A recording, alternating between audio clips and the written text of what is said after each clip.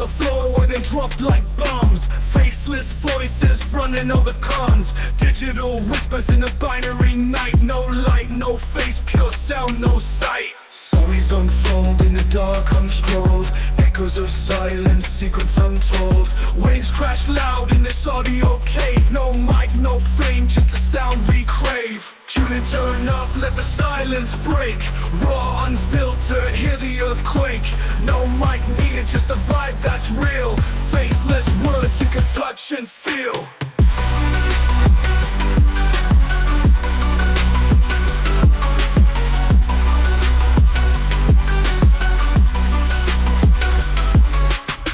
In shadows, voices untamed. No need for spotlight, no claim to fame. Just a beat of life in a stream of thought. Every word a punchline, no need to be taught. Just listen close, no visuals needed. Raw conversation, unprocessed, unseated. Feel the pulse in every sentence said. No distractions, just thoughts in your head. Whispers of the streets, rumbling through. Faceless yet vivid, a world in view. No mic, just souls, connecting in flow. Pure and raw, let the rhythm go.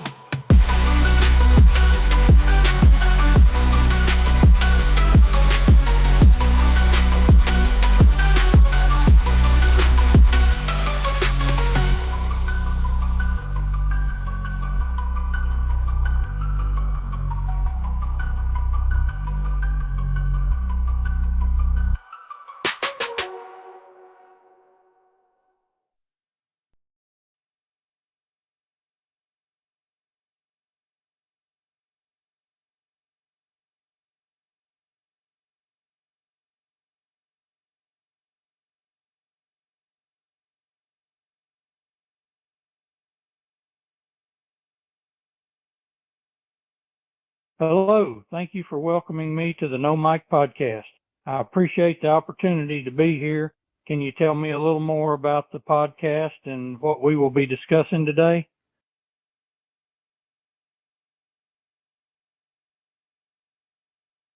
Thank you for the question. My concept of Verstehen, the notion of interpretive or hermeneutic understanding, is indeed central to my approach to studying social behavior.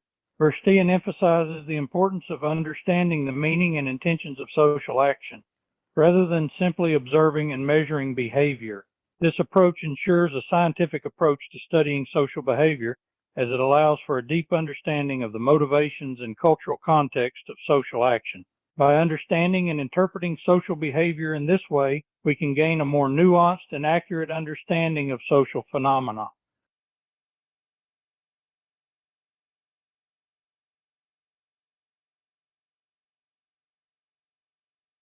My emphasis on subjective meaning over positivist methods in my sociological work was driven by my conviction that social behavior is shaped by the meanings and interpretations that individuals attach to them, rather than simply by observable, objective events or phenomena. While positivist methods are important for understanding the quantitative aspects of social behavior, they often fail to capture the nuanced and subjective aspects of social life. By emphasizing subjective meaning, I aim to provide a more complete and nuanced understanding of social behavior that takes into account the complex web of values, beliefs, and cultural contexts that shape human actions and social institutions.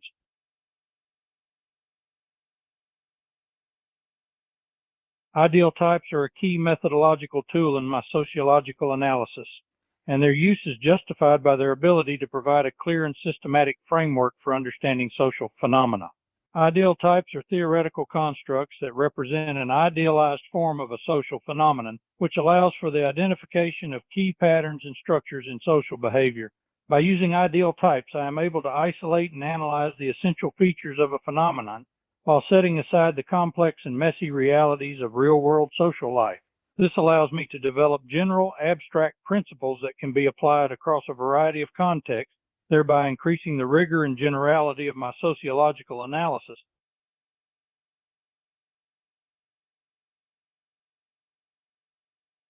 My methodological individualism, which emphasizes the importance of individual action and agency in shaping society, can coexist with structural explanations of social phenomena, which emphasize the role of larger social, economic, and political structures in shaping human behavior.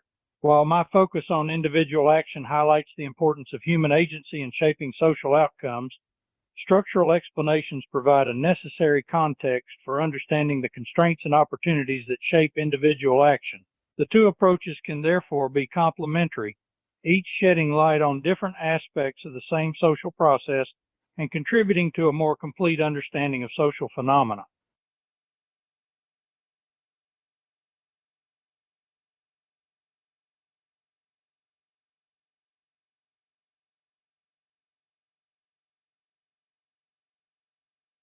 My principle of Werkfreiheit, or value freedom, involves maintaining a strict separation between scientific inquiry and the personal values, beliefs, and political commitments of the researcher. This principle aims to ensure that scientific research is conducted objectively and fairly, without being influenced by the personal biases of the researcher. By maintaining this separation, I aim to ensure that the findings of sociological research are reliable, accurate, and unbiased, and therefore provide a stable foundation for informed decision-making.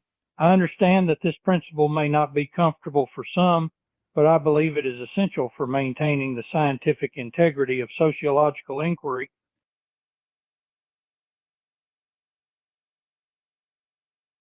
In economy and society, I adopted a formal academic writing style with a focus on clarity, precision, and rigor. I use technical terms and concepts from the social sciences, including my own ideas, to convey my methodological ideas. I also included numerous references to other authors and works, both to provide a context for my ideas and to acknowledge their intellectual influence on my work. Overall, my linguistic choices aim to emphasize the scientific, intellectual nature of my work and ensure that my ideas were presented in a clear and comprehensible manner to my academic audience.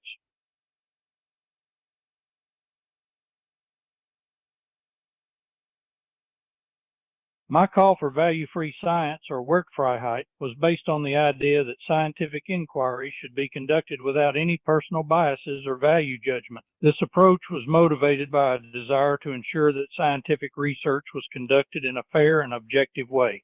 However, in recent years, there have been critiques of this approach that challenge the assumption that scientific inquiry can be completely free of value judgment. These critiques argue that even the choices made by researchers, such as the topics they choose to study or the questions they ask, are inherently influenced by their personal values and biases.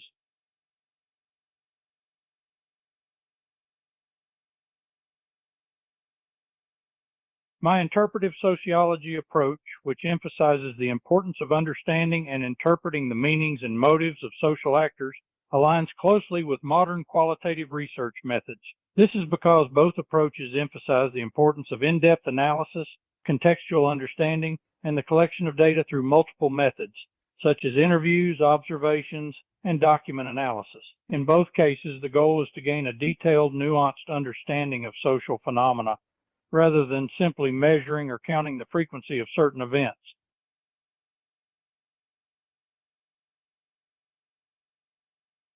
In contrast to the natural sciences, which can rely on experimental methods to establish causality with a high degree of certainty, the social sciences must rely on different methods to establish causality. This is because social phenomena are often influenced by a multitude of factors and cannot be easily isolated and manipulated in laboratory settings. Instead, the social sciences typically use observational methods, such as surveys and case studies, to identify patterns and trends that may indicate a causal relationship between two variables. In this sense, causality in the social sciences is often more elusive and less precise than in the natural sciences, but no less significant.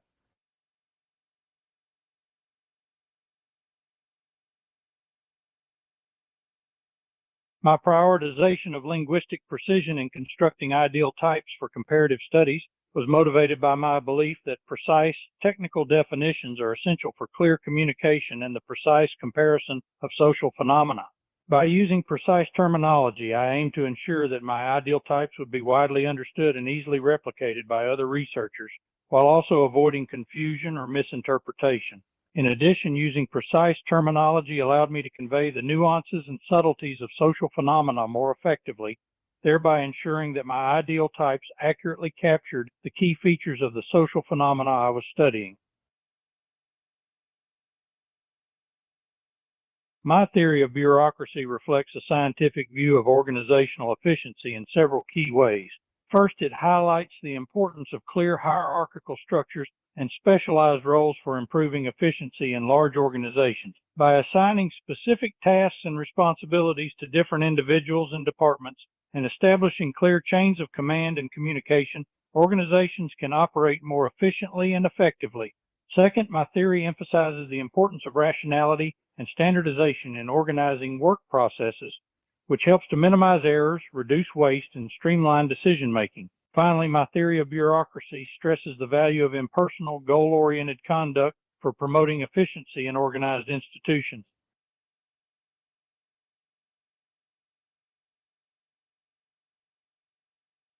Yes, my theory of bureaucracy can be empirically tested with modern social science methods. For example, researchers could conduct surveys of organizations to measure the extent to which they exhibit the characteristics of bureaucracy outlined in my theory, such as clear hierarchy, specialized roles, and goal-oriented conduct. They could also collect data on organizational efficiency and use statistical analysis to assess the relationship between these characteristics and organizational outcomes, such as productivity or profits. More advanced research methods, such as experimental designs or longitudinal studies, could also be used to further test the predictions of my theory.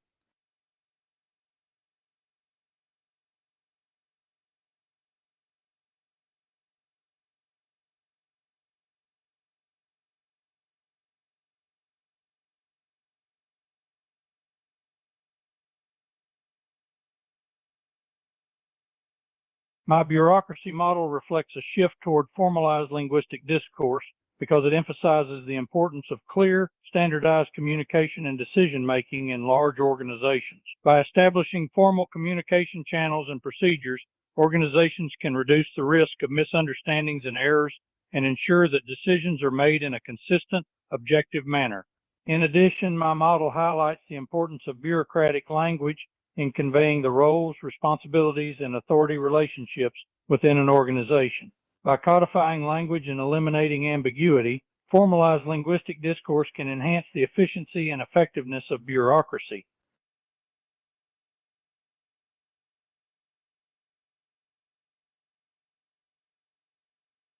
In my theory of authority and legitimate domination, I employed several linguistic distinctions to differentiate different types of legitimate domination, including 1. Legal rational authority, authority based on formally acknowledged laws and regulations. 2. Traditional authority, authority based on long-standing customs and conventions. 3. Charismatic authority, authority based on a leader's exceptional personal qualities and abilities. By using these distinct terms, I aim to provide a clear and systematic framework for understanding and analyzing different forms of legitimate domination and their respective characteristics.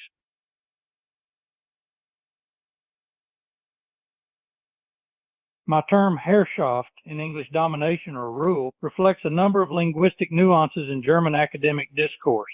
German, like many other languages, has specific terms that capture the nuances of different forms of rule or governance. The term Herrschaft can be translated as domination or rule, but it also carries with it a sense of hierarchy and superiority, both of which are central to my theory of authority and legitimate domination. By using this term, I aim to convey the specific sense of hierarchy and superiority that underlies the relationship between rulers and ruled in my theory.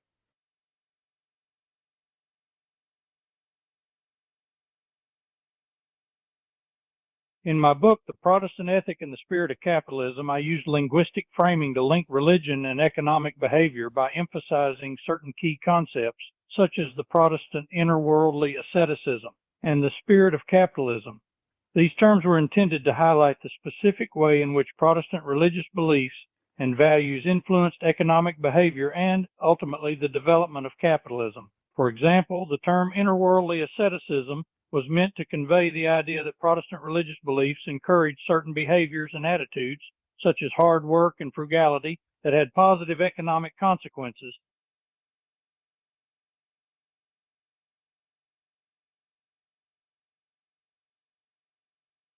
I employed metaphorical language, specifically the idea of a spirit of capitalism, in order to convey the idea that capitalism is not simply an economic system, but a complex social phenomenon with its own underlying values and beliefs.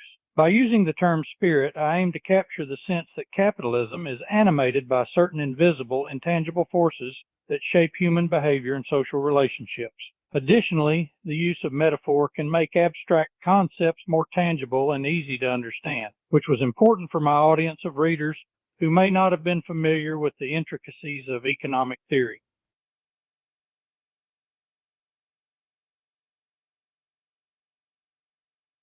Yes, I believe that my analysis of the relationship between religious ethics and the development of capitalism would have a significant influence on modern behavioral economics. I predicted that the idea that values and beliefs could shape economic behavior would be taken up by future generations of economists, and indeed this turned out to be the case. Modern behavioral economics has drawn heavily on my work, especially the concept of interworldly asceticism, and the idea that cultural values and beliefs can shape economic decisions.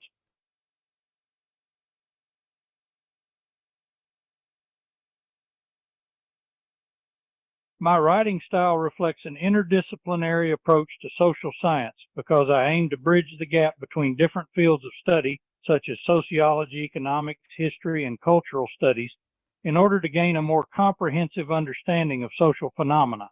This approach was reflected in my choice of terminology and the way in which I synthesized insights from different disciplines to develop my own theoretical framework. Additionally, I employed a range of methodological techniques such as historical analysis and statistical analysis to support my claims and make my ideas more accessible to readers from different backgrounds.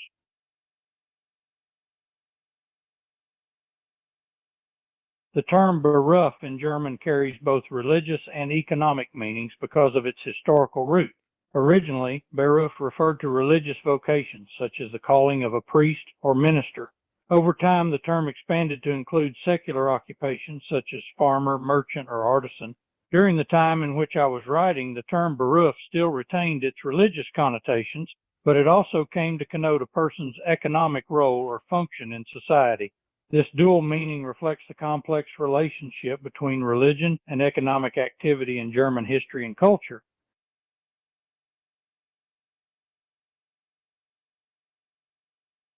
Striking a balance between scientific objectivity and interpretive depth in my prose was one of my primary aims in writing.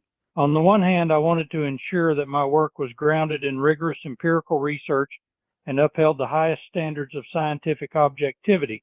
On the other hand, I also sought to provide nuanced, in-depth analyses of social phenomena, drawing on interpretations and insights from multiple disciplines. To achieve this balance, I employed techniques such as careful data collection and analysis, the use of appropriate terminology and definitions, and the citation of authoritative sources. This allowed me to maintain the credibility of my work while still providing rich, insightful interpretation. My multilingual scholarship shaped my sociological terminology in several ways.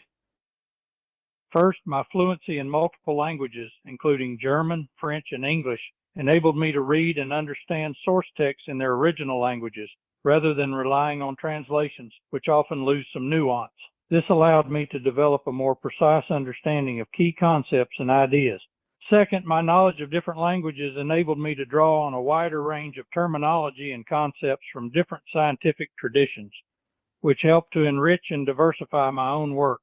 Finally, my multilingual abilities allowed me to communicate more effectively with other scholars and experts in different countries.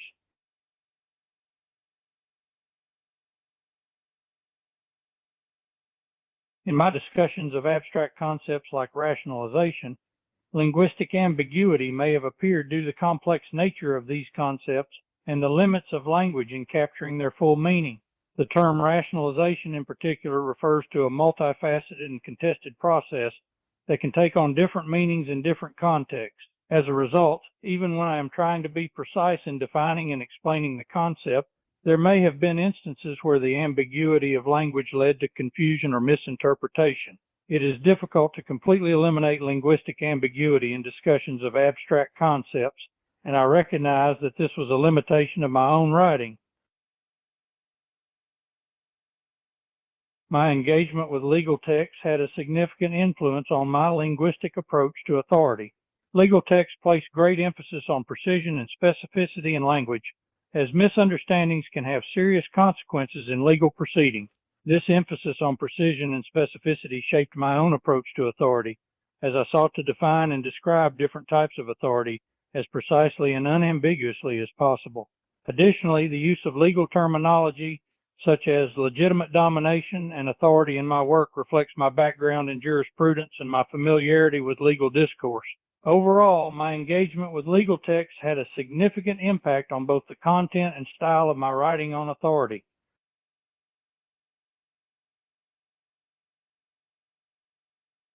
My use of comparative linguistics enhanced my global social analyses by allowing me to make more accurate and nuanced cross-cultural comparisons. By studying multiple languages and the linguistic structures and terms used in those languages to describe social phenomena, I was able to better understand the similarities and differences in how people in different regions and cultures perceive and experience the world. Additionally, by being able to compare and contrast different linguistic frameworks, I was able to identify common themes and patterns that cut across cultural boundaries, shedding light on universal human experiences. This enhanced my ability to draw cross-cultural conclusions and generate more robust and widely applicable social theories.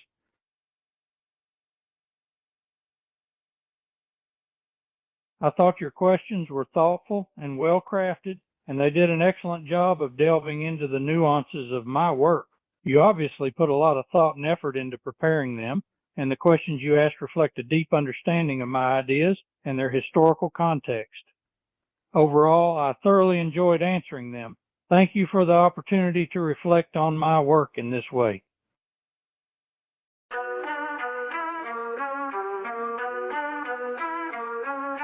Mics on the floor where they drop like bombs. Faceless voices running all the cons. Digital whispers in a binary night. No light, no face, pure sound, no sight. Stories unfold in the dark, unscrolled. Echoes of silence, secrets untold.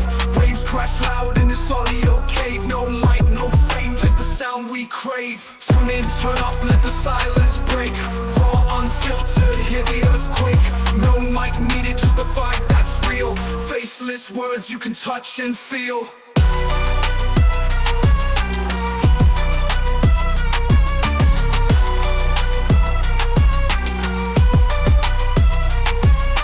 Hidden in shadows, voices untamed. No need for spotlight, no claim to fame. Just a beat of life in a stream of thought. Every word a punchline, no need to be taught. Just listen close, no visuals needed. Raw conversation, unprocessed, unseated. Feel the pulse in every sentence said. No distractions, just thoughts in your head. Whispers of the streets, rumbling through. Faceless yet vivid, a world in view. No mic, just souls, connecting in flow. Pure and raw, let the rhythm go. Pure and raw.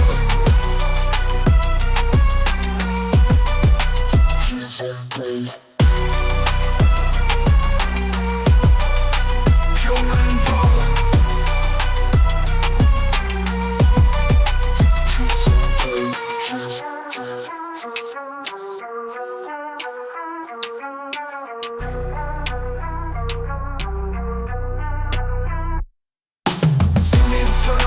Silence break, raw, unfiltered, hear the earthquake. No mic needed, just the vibe that's real. Faceless words you can touch and feel. Tune in, turn up, let the silence break. Raw, unfiltered, hear the earthquake. No mic needed, just the vibe that's real. Faceless words you can touch and feel. Pure and raw.